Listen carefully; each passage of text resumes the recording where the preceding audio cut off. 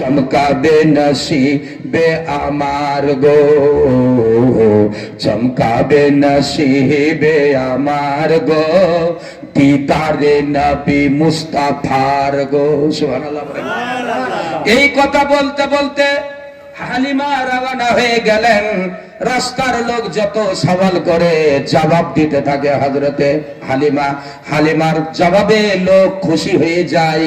হারেস বলতে লাগে, হাই রে হাই হালিমারি, এত তোমার সুন্দর বেরান আল্লাহ দান করেছে, যাই যেমনি তোমাকে প্রশ্ন করে তাকে উত্তর দিয়ে তুমি খুশি করে দাও। লোক বলছে যে হালিমা তো ঠিক বলছে, যাচ্ছে বেমারি আসবে শুধরাই। সুবহানাল্লাহ। বেমারি হয়ে যাচ্ছে, সুস্থ হয়ে আসবে রে। মক্কার মধ্যে কয়েকদিনের মধ্যে পৌঁছাই গেলেন। গোটা মক্কার মধ্যে যখন দেখে খোঁজ করে নবীর দেশ মা বোন, ওই দেশের মধ্যে যেই বছরে নবী যেই মাসে পয়দা হয়েছিলেন, প্রত্যেকটা বেটা হয়েছিল গর্ভবতী মহিলার, একটাও বেটা ছাড়া বেটি নাই। কিন্তু আল্লাহর কি হুকুম, প্রত্যেক ঘর থেকে বেটাগুলো ধুয়ে মুছে নিয়ে চলে গেছে তাইফ শহরের দাইমাগুলা।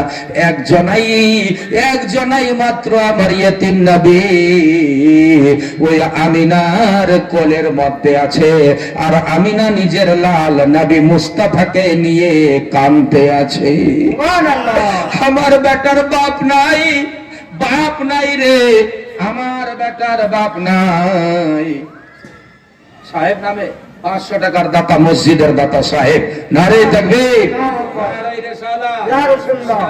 সাহেব 500 টাকা জিন্দাবাদ। মা বোনেরা কালেকশনের দিকে ধ্যান দিবেন কমিটির লোকেরা, টাইম অনেকটা বেড়ে যাচ্ছে।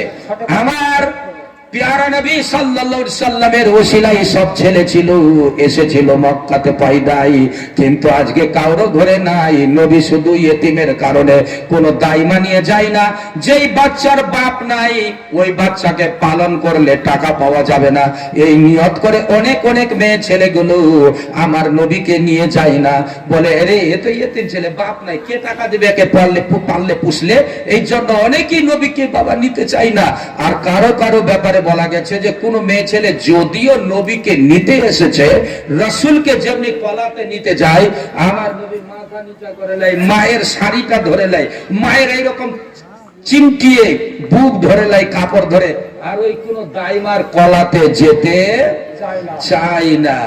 আমিনা বলছে যে যারে বাবা যা, তোর দাইমা এসেছে দুধ খাওয়াবে, তাইফ শহরে যেতে পারবি। নবী যায় না, বুঝে গেছে নবী আমার, আরে যে আমার হকিকতে মা হবে দাইমা, ও এখনো আসেনি। বলো ও এখনো আসেনি, ও আসবে, তারপরে তো নবী ওর কলাই চড়বে। এই জন্য দাই হালেমা এখনো আসেনি। মা বোনেরা রে, দাই হালেমা না আসার কারণে নবী কারো কলাতে চড়ে নাই। আর কই কই যদিও আবার দাইগুলো এসেছিল, জানতে পারলো যে নবীর বাপ নাই, এই বাচ্চা পাললে পুষতে গেলে কোনো টাকা পয়সা মিলবে না, এই নিয়ত করে কেউ আবার নবীর মায়ের ঘরে আসে নাই। রাবি বয়ান করেছে আব্দুল মুত্তালিব বারান্দার বাইরে ছিলেন, এরকম ঘরের বাইরে, আর হঠাৎ করে দাই হালেমার দেখা হয়ে গেল আব্দুল মুত্তালিবের সাথে। আব্দুল মুত্তালিবকে বলে বাবা গো আসসালামু আলাইকুম, বলে ওয়ালাইকুম সালাম। হালেমা বল কি খবর? বলে বাবা আমি দেখলাম গোটা মক্কা নগরে কোনো লোক আর দেখা যায় না, আমি শুনেছি নাকি আপনার বাড়িতে কোনো ছেলে আছে নাকি। দাই হালেমাকে আবার ধমক দিয়েছে তার স্বামীটা। আরে ধমক দিল কি, এই ঘুমানেওয়ালি মা বোন রে, নিনানেওয়ালি, তোরাও দাই হালিমার মতো জীবনী শুনেছি নাকি, স্বপ্ন শুনছি নাকি মা, যে রাসূলের ওয়াজ শুনতে গেলে চোখ খুলে রাখতে হবে। ধ্যান দে, দাই হালিমা বলে একটাও ছেলে যখন আমি পাইতেছিলাম না, আমাকে ধমক দিল আমার স্বামী, তোমাকে বলেছি যে যাবো না, মক্কা যাবো না, একটাও তো ছেলে নাই। আসলে আবার খালি হাতে ঘুরে যাবি, ফের উঠটা টানতে টানতে আনলাম, ফের টানতে টানতে নিয়ে যাবো।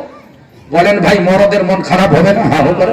যার নিয়তে আসলি ওটা তো নাই, আর ওর সাথে একটা ঝামেলা ওই নিয়ে এসেছি ন্যাংরা উটের লাগাম ধরে, তো বলেন মরদরা ফের আওরাতকে ধমক দিবে না? লেকিন হালেমা বলছে আমার নসিব চমকাবে। সুবহানাল্লাহ। ধমক দিলে কি হবে? স্বামী বলে এই তুই বাড়াবাড়ি কেন করছিস, না বসতো একটা এরকম ইয়ার পাথরের ইয়ার তলায় বসাই দিল, ঘরের কানাচের তলায়, বলছে উঠটা আমরা বানিয়ে দিল খাম্বাতে, এখানে তুই বানিয়ে দে আর তুমি বসে থাক, তোকে ঘুরতে হবে না, আমি খোঁজ করে দেখি যেখানে মিলবে আমি নিয়ে নিব। সুবহানাল্লাহ। ভাইরা মা বোনেরা, গায়ে হালিমা জানে স্বামীকে নিয়ে ঘুরতে গেলে ওর মন খারাপ হয়ে যাবে।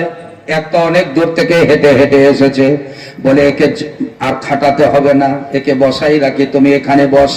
হালিমা বসাই দিলেন হারেসকে। হারেস স্বামী বসে বসে আরাম করছে, আর এদিকে খোঁজাখুঁজি করছে হালিমা।